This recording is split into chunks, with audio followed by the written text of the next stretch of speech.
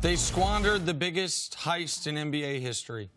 They were in a perfect storm of positive situation for them when they had aging superstars, that a desperate team with a desperate owner that happened to be an overbearing Russian oligarch at the time, said, we got to win right now. Oh, draft picks. Who cares about draft picks? And they got essentially 5 lightly or unprotected first-round picks for 2 players who were combined 73 years old, and we are now 6 years removed from that moment, and the team on the other side of that heist is in a better position moving forward than Boston. That's where they're at. They have made, since that trade, 3 major free agent or trade moves. Signing Gordon Hayward, that has not gone well. I do not blame them for that, but it has not gone well. Trading for Kyrie Irving, he is walking out that door in 12 days for no compensation.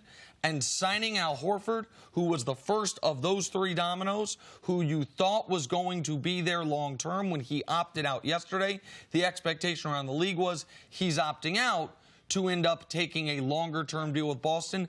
Now Al Horford is walking out that door with no compensation. So the Boston Celtics are going to be the dynasty that never was, the championship contender that never was. They will go into next year based around Jason Tatum, Jaylen Brown, Gordon Hayward, Marcus Smart, and maybe Terry Rozier. That is a 40-some-odd win team. I thought they were a 47-win team if they had kept Horford. Celtics fans will tell you he's the most important player on that roster, what he does leadership-wise, defensively, his efficiency offensively, and now he leaves for nothing, and Danny Ainge has to look himself in the mirror and say, how did it get here? How are we in this position now? But that's the position they find themselves in. Yeah, Kustok, you always talk about going around the league, covering the league, about some of the quality people that are in this league. Forget what their skill level is. Forget that they can switch 1 through 5. Forget that they've been in big-time situations. Forget that they're great in the locker room. Like, he's a great guy. Like, it's hard to replace that. There's no money amount.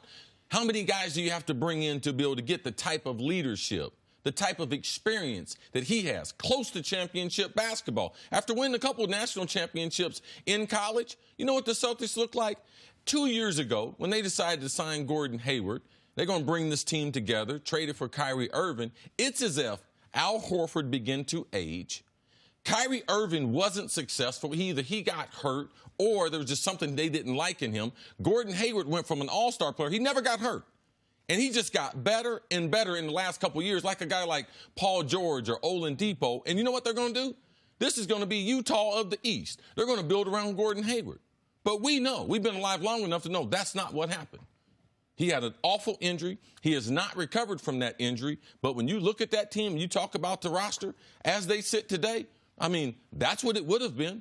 I mean, this is the team that Utah would have. Well, and it's interesting because Al Horford, I mean, think back to when he was coming from Atlanta. He was a free agent. He was one of the most coveted guys in Boston. You look at them, he might be one of their bigger free agent signings that they've had, particularly in quite some time. But it's fascinating. Nick, great point, because anyone you talk to from Boston, anytime I would call their games, he was unequivocally the most important person and the cog on that team that allowed them to go. But I don't know if anyone saw this coming. And to me, the question is, did he see the writing on the wall of what the Boston Celtics are looking like and saying, this isn't necessarily the title contending team anymore that I thought I was coming to. Our future isn't as bright as it once seemed. And so now if these pieces aren't coming, if everything is changing, do I want to still be here? Or, Nick, did they undervalue his value on the open market? I think it's a combination of the two. I think they underestimated his value on the open market, clearly. The great Mark Stein reported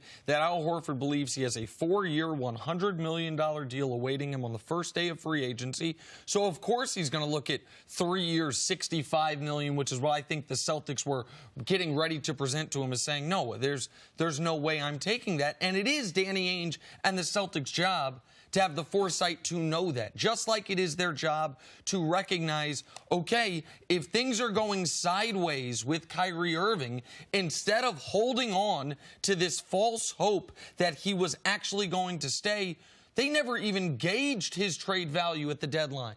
They at no point did they want to abandon what I think many of us saw was a sinking ship. They held on to that press conference from October as if that was a signed contract. Nick, even if there was some signs as far as him wanting out or whatever, they had to go beyond the trade deadline. They had to give this team a chance with Kyrie Irving healthy, given how far they went last year without Kyrie Irving and the way the East was shaped up. Like, you had to give that team the opportunity to try to do something together because Gordon Hayward being hurt, Kyrie Irving coming back, they deserved at least a full season together. So with all signs pointing to him signing elsewhere, where would be a good landing spot for Horford? Well, listen, a lot of people immediately connected him to the Lakers because him at the 5, Anthony Davis at the 4, LeBron at the 3.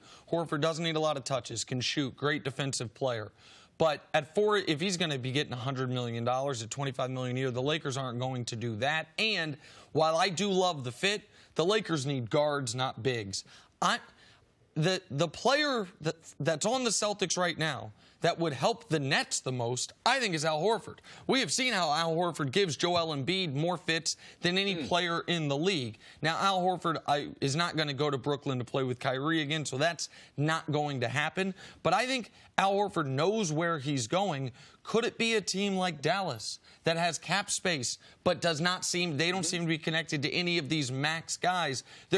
Al Horford clearly has an idea of where he's going, and while the back end of a 4-year, $100 million contract you might be regretting a bit, in the beginning of that deal, he will be of good value to a champion. And the Celtics, underestimated out there right now, is around 10 teams that have $20 million at least to be able to spend. So someone like Al Horford, he's got great value. And a lot of times, too, if he can't get that championship that he's looking for, man, it's about the money. It's about getting that last big payday. He's had a great basketball career. He'll be a great asset to any other organization. And that's what I see happening here. Them underestimating his ability on the open market because he's a smart guy.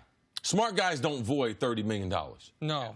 I mean, at his age. And, I mean, he would. There are a lot of places he fits. He's such a good player, and he's such a malleable player. He'd be a great fit in Milwaukee if Brook Lopez walking out the door. A great fit and add some veteran leadership. But they would have to move away from some of the guys they want to bring back. And I would assume Milwaukee wants to run back that 61 team. Thanks for watching. Subscribe here to get the latest from the show. Also, be sure to check out more of the best clips from First Things First, or go watch a few segments from our other shows on FS1.